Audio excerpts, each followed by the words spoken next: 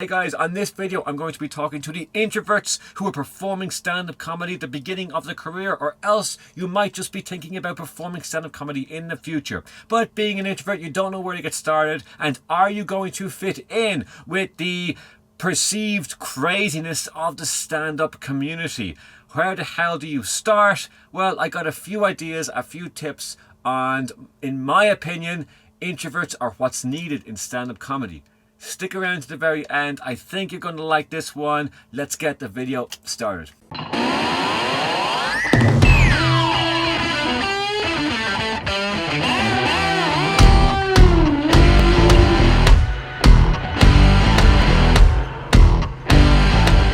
Hello and welcome to another episode of Let's Talk Comedy. My name is Gary Michaels and this channel is dedicated to new comedians. If you're starting out in your comedy career, or if you're only thinking about performing comedy for the very first time, then you've stumbled onto the right channel. On today's video, I'm going to be giving my top tips to all you introverts out there and the best way to go about performing stand-up comedy for you. Now, being an introvert does not necessarily mean you suffer from crippling stage fright, and stage fright is a topic I have already covered in detail. I will link it at the top of the screen. This video is going to be aimed at those of you who are a little quieter in social situations, those of you who may spend a little longer thinking and people watching than they do mixing in with the conversation. And if you find yourself out of the group and not in the clique, and this makes you nervous and perhaps brings on some anxieties,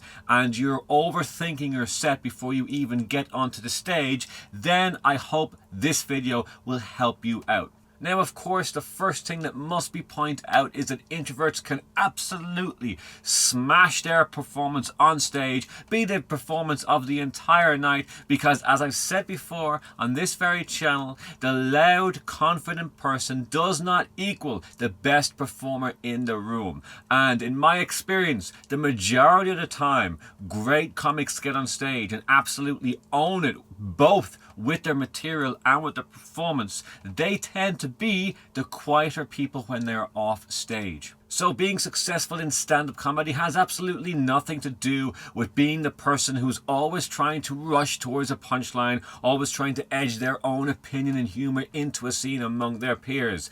And that's a great thing for everyone else. Now, I'm not saying they can't make it, but in my experience, as I've said, the majority of people who go down very, very well on stage are those who are quiet off stage. And there's many reasons for this. Introverts tend to be people watchers, and I presume you are as well if you consider yourself to be an introvert. And people watchers, well, they watch people, which means their writing is based on their perception of other people and how they are perceived from other people, which is the most important topic to have in mind when you are writing. If you can determine another person's emotional state based on a humorous position you can create when you're writing, well, that is an incredible thing to be able to tap into, and it's time better spent people watching than always trying to get the jokes in and always trying to be the loud person in a conversation. Another tip for you is to smash that like button. If you're still here, you're enjoying the content, it makes me feel great. Hit the like button, let YouTube know you like it so it shows it to more people and we get more people to join the community we have here at Let's Talk Comedy. Smash that button now and let's get on with the video. So a tip to the introverts is when you're at that gig, the people watching does not even need to stop. You don't need to get into a conversation with every person in the room. In fact, it might even go against you, because as an introvert, you need to spend a little bit of time to yourself, have a little look around, do all the people watching you want to do, take a few notes, and allow time to be by yourself in your own thoughts and consider what it's going to be like when you finally get up onto the stage, and get prepared ahead of time. Now, this fits hand in hand with everything I've been saying in all the other videos on this channel. These are the exact type of things everybody should be doing, not only introverts.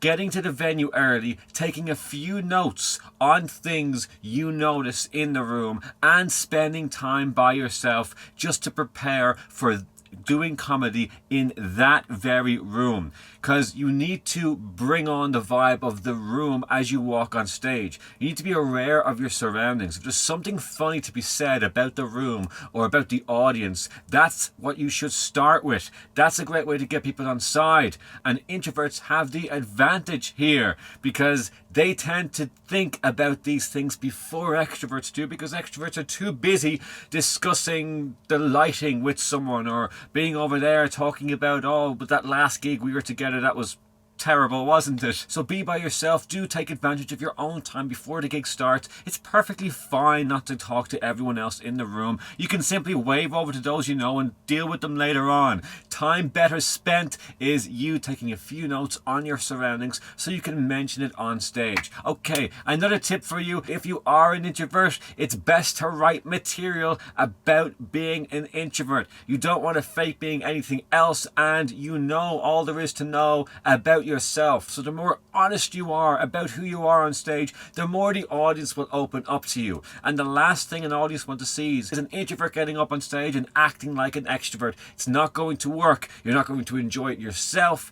and it's certainly not needed, and the audience are going to smell that you're faking your set, and they're going to get closed off and not give the jokes and the material the respect they deserve. It's not going to work out for you, no matter what way you want to look at it.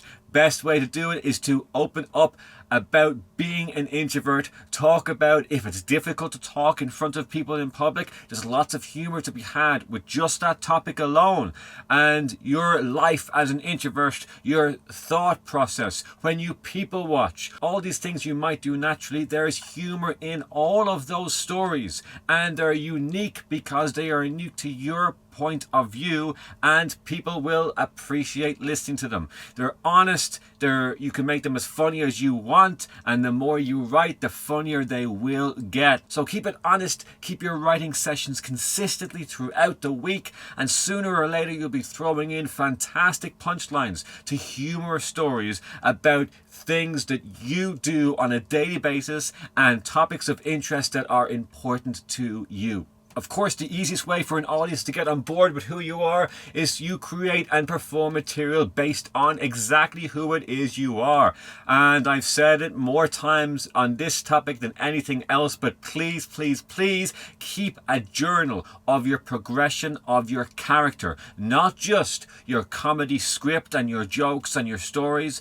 Also keep a separate journal on how you are progressing as a character on stage. Even if you're playing yourself and you're not a made-up character, I still want you to look at your own self on stage as if it were a character. Talk about how far you're willing to go in different topics. Talk about how introverted you feel or extroverted you feel. Talk about if you're changed halfway through your set. Discuss all these things, and the more you do it, you'll be able to look back and see how your character is progressing. And if you can figure out what direction your character is progressing on stage, you might just be able to exaggerate that progression even more and speed up the process and get to a better finishing point even sooner than if you're just getting up on stage and not recording it in a journal and just performing whatever way you feel like on the night with no recording of it and just recording your jokes. No, record your progression as well,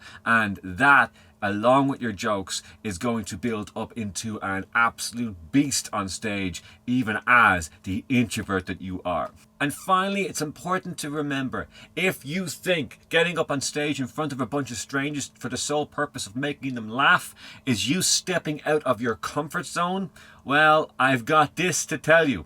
Everybody in that room is stepping out of their comfort zone. Even the people who are so loud, they're obnoxious at the back of the room, who think they need to get a joke into every single conversation. They are all terrified of getting up and talking in front of people for the sole purpose of making them laugh. It's a very, very difficult thing to do. It's nerve-wracking. It does make us all feel anxious. It makes us all feel scared. And there's a buzz to it. There's a thrill to it. That's why we seek it out. You are not the only one that feels out of your comfort zone when you get up to talk in front of people. And if there are people at that gig who feel absolutely no thrill whatsoever about performing on stage and don't care how they go over it, it doesn't really matter, well, I'll tell you this, they should be at a different gig. They should have already progressed, because if you're turning up to a gig week in and week out and it's not giving you a thrill, then you are wasting your time as a performer. And if you keep that up over years, you have become a bitter performer who has not taken a chance or done anything new in years. And trust me, I've seen what that does to performers, and it's a terrible place to be. Thankfully, I don't see it that often, and usually the people at gigs are trying out something new to seek after the thrill that it gives them. And if it doesn't work, they'll regroup and rewrite and try it again, and if it does work, they triumph on that night and they absolutely smash it out the park. That is a thrill of performing live. You are not alone when you are out of your comfort zone, because signing up on the mailing list to perform at that night and leaving your house and getting onto public transport or driving to the gig and entering in and signing up your name, all of that was out of your comfort zone at one stage when you started to perform, and look how far you've come now. All of these things are out of your comfort zone. You need to seek out that every chance you get. The more you seek out of your comfort zone feelings, the more you're going to progress, even if as default that is all you seek out.